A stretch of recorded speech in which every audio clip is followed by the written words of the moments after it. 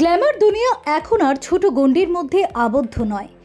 আধুনিক ভাবনা চিন্তার সঙ্গে তাল মিলিয়ে সমাজের সর্বস্তরের মানুষ এখন হয়ে উঠেছেন ফ্যাশন সচেতন।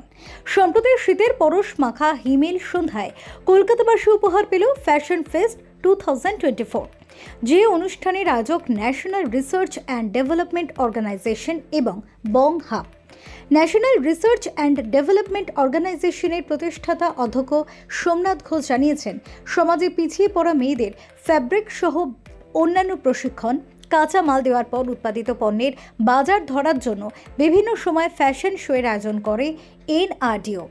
সমাজের সামনে তা তুলে ধরতে ফ্যাশন ফেস্ট 2024 আয়োজন, যেখানে অতিথি ছিলেন পশ্চিমবঙ্গ সরকারের অর্থ মন্ত্রকের অধীন রাজস্ব বিভাগের অন্যতম যুগ্ম কমিশনার তথা কলকাতার বিশিষ্ট আলোকচিত্রী Anupam Haldar, West Bengal university of animal and ফিশারিজের যুগ্ম registrar doctor Sourav Chandra, West Bengal wrestling অ্যাসোসিয়েশনের মহাসচিব তথা সিনে সেন্ট্রাল কলকাতার কার্যনির্বাহী সদস্য ও বেহালা ডান্স একাডেমির নির্দেশক শোভন চক্রবর্তী, মডেল লিটসি দাস, অতি ক্ষুদ্র, ক্ষুদ্র এবং মাঝারি উদ্যোগ বিভাগের সেবায় যুক্ত যুগ্ম নির্দেশক ডি মিত্র সহ একাধিক বিশিষ্ট ব্যক্তিত্ব। 2000 জন বাচ্চা অংশ নেয় ফ্যাশন ফেস্টে। তো এনআরডিও তৈরি করার মূল উদ্দেশ্য ছিল যে মহিলাদেরকে, যারা অর্থনৈতিকভাবে পিছিয়ে পড়ে সেই সমস্ত মহিলাদেরকে স্বনির্ভর করা। তো স্বনির্ভর তো অনেক রকম ভাবেই করা যায়। তো আমরা সেই সময় দেখলাম একটা রিসার্চ করে যে গার্মেন্টস, যেটা বিশেষ করে শাড়ি, পাঞ্জাবি, কুর্তি, যে ফেব্রিক যেগুলো হয় সেগুলোর চাহিদা পশ্চিমবঙ্গ সারা ভারতবর্ষে আছে। তো আমরা যেটা করলাম, তো মহিলাদেরকে তো আমরা বেসিক ট্রেনিং দেওয়া শুরু করলাম এবং পুরো ট্রেনিংটা ফ্রিতে। এবং এই ট্রেনিংটা নেওয়ার পরে তারা ট্রেনিং নিল, ট্রেনিং এর পর তারা করবেটা কি। তো তখন আমরা যেটা ঠিক করলাম যে তারা যে গার্মেন্টসটা তৈরি করছে সেটা ফ্যাশন শো বা বিভিন্ন মেলার মাধ্যমে লোকের কাছে পরিচয় করে দেয়, যাতে লোকে কিনতে পারে। কারণ আমাদের মূল উদ্দেশ্য শেখানো নয়, মহিলাগুলোকে স্বনির্ভর করা। তো সেই জায়গায় দাঁড়িয়ে আমরা এর আগে দিল্লিতে করেছি, এপ্রিলে আমরা মুম্বাইতে করবো, আজ কলকাতাতে একটা শো করলাম, এর আগেও করেছি। তো সেই উদ্দেশ্যে আজ আমাদের শো।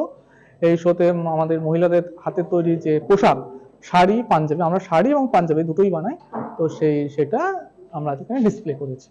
এটা হচ্ছে মেন আমাদের মোটো, বা বলতে পারেন আপনি যদি বলেন যে এই প্রোগ্রামের মোটো কি, এক লাইনে বলতে গেলে অর্থনৈতিক পিছিয়ে পড়া মহিলাদেরকে স্বনির্ভর করা। এর আগে ফ্যাশন শোয়ে গেছি, অনেকগুলো যেতেও পারিনি।